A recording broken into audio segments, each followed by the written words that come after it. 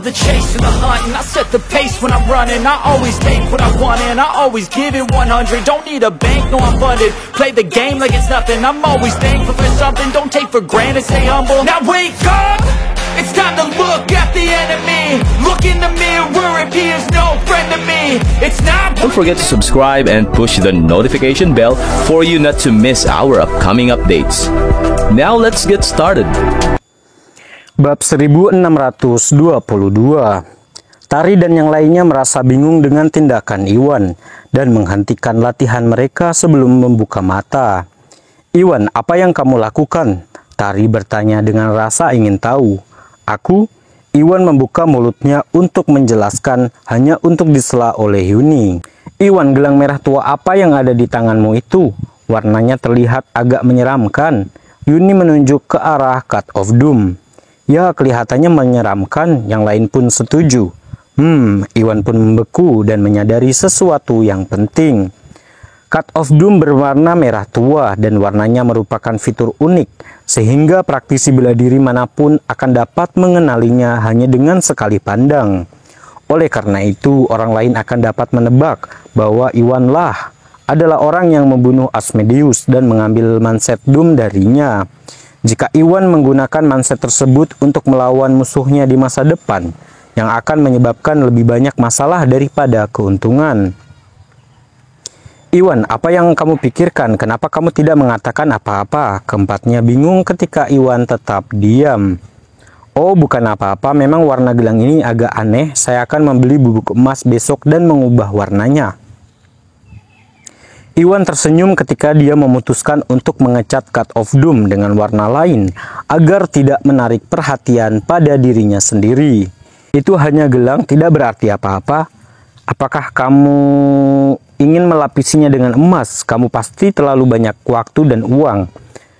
Rina mendengus. Tari dan lainnya setuju dengan Rina karena tidak ada satupun dari mereka yang tahu tentang Cut of Doom. Iwan hanya tersenyum dan mengganti topik pembicaraan.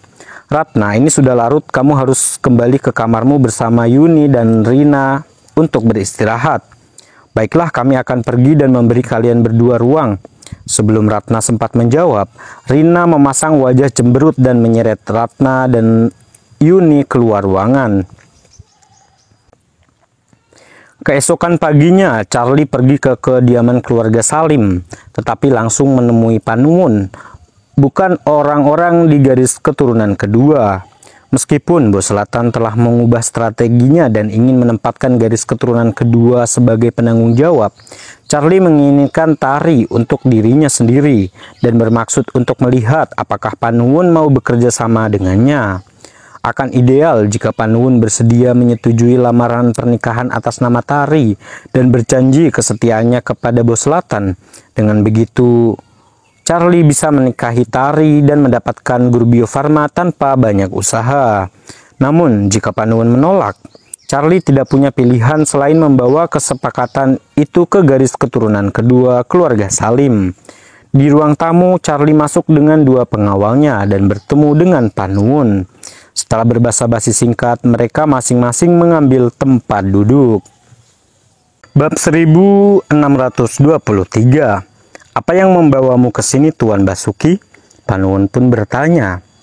"Saya di sini untuk membicarakan lamaran pernikahan saya dengan Nona Lestari lagi, Tuan Salim. Buah malaikat ini akan menjadi hadiah saya untuk keluarga Salim dan saya harap Anda dapat menerima lamaran saya atas namanya," kata Charlie sebelum meletakkan kotak halus yang berisi buah malaikat sebelum Panuwun. Tari dan Daiman mengunjungi Charlie untuk meminta buah malaikat dan membuatnya percaya bahwa buah itu memiliki arti bagi keluarga Salim. Jadi Charlie berharap bisa meyakinkan Panuwun untuk menyetujui pernikahan dengan menggunakan buah malaikat sebagai persembahan. "Baiklah, Tuan Basuki, Anda tahu apa yang terjadi terakhir kali. Tari jatuh cinta pada Iwan dan tidak ada kata-kataku yang bisa meyakinkannya. Sebaliknya, tanganku terikat," Panuwun berkata ragu-ragu. Sejak Panuwun mengetahui bahwa Iwan berkencan dengan banyak wanita sekaligus, Panuwun sangat ingin Tari meninggalkan Iwan dan menikahi Charlie, tetapi Tari tidak menyetujuinya dan Panuwun menjadi tidak berdaya. Saya kira tidak demikian. Para senior dalam sebuah keluarga mempunyai hak untuk menjodohkan juniornya. Tari adalah cucumu sebagai kepala keluarga dan seniornya. Yang aku butuhkan hanyalah persetujuanmu dan dia tidak punya hak untuk mengatakan tidak. Charlie berkata dengan santai. Bagaimanapun keadaan Tari itu unik dan aku tidak bisa membuat keputusan apapun atasnya. Panuwun menggelengkan kepalanya. Meskipun Tari adalah cucunya, Tari datang ke wilayah Yanbe untuk mencari bantuan keluarga Salim. Dan Tari bukan anggota keluarga Salim, sehingga bahkan kepala keluarga pun tidak dapat mencampuri pilihan hidupnya. Selain itu, Panuwun menyadari betapa Iwan telah membantu mereka, dan karena Tari menolak meninggalkan Iwan, tidak mungkin Panuwun dapat memisahkan mereka. Jangan menolak lamaranku dulu, Tuan Salim. Selain lamaran, ada hal lain yang perlu aku diskusikan denganmu juga. Charlie memutuskan untuk meletakkan semua kartu di atas meja karena Panuwun menolak bekerja sama. Apa itu? Panuwun pun bertanya. Bos Selatan melihat potensi keluarga Salim dan mengirimkan saya untuk merekrut Anda. Setujui saja lamaran pernikahan dan bentuk aliansi dengan kami. Keluarga Basuki dan Bos Selatan akan membesarkanmu. Charlie menyampaikan undangannya. Apa Bos Selatan ingin merekrut kita, benarkah itu? Rahang Panuwun ternganga. Tentu saja Charlie pun datar. Tentu saja dia bersungguh-sungguh dengan setiap kata yang dia ucapkan. Selama keluarga Salim berjanji setia pada Bos Selatan dan menawarkan grup Bio Farma kepadanya, Bos Selatan pasti bersedia mengambil alih mereka. Ya, hati Panuwun pun bergetar. Selama upaya penjualan grup Bio Farma, Daiman telah diperkenalkan dengan Yuda Gumelar melalui Iwan. Namun keluarga Gumelar sangat kuat dan bahkan dengan bantuan Iwan, kecil kemungkinannya bagi mereka untuk melihat manfaat bekerja sama dengan keluarga Salim. Di sisi lain, Bos Selatan sama berpengaruhnya dengan keluarga Gumelar. Dan jika keluarga Salim membentuk aliansi dengan keluarga Basuki, mereka akan didukung oleh Bos Selatan yang jauh lebih menguntungkan dibandingkan menjalin hubungan dengan keluarga Gumelar. Dengan dukungan Bos Selatan, jalan keluarga Salim menuju kesuksesan dan kejayaan akan terjamin, dan Panuwun bisa merasakan tekadnya goyah. Ayah, kamu tidak boleh setuju dengan hal itu. Saat itu Daiman melangkah masuk. Bab 1624. Ayah, Tari menyayangi Iwan dan Iwan telah banyak membantu kita. Kita tidak bisa mengabaikan mereka. Daiman pun bergegas. Daiman mendengar percakapan antara Charlie dan Panuwun ketika dia masuk. Dan Daiman tahu bahwa keluarga Salim pasti akan mendapat untung dengan berjanji setia kepada Bos Selatan. Jadi Daiman khawatir Panuwun akan menyetujui lamaran pernikahan demi kebaikan yang lebih besar. Ya, kamu benar.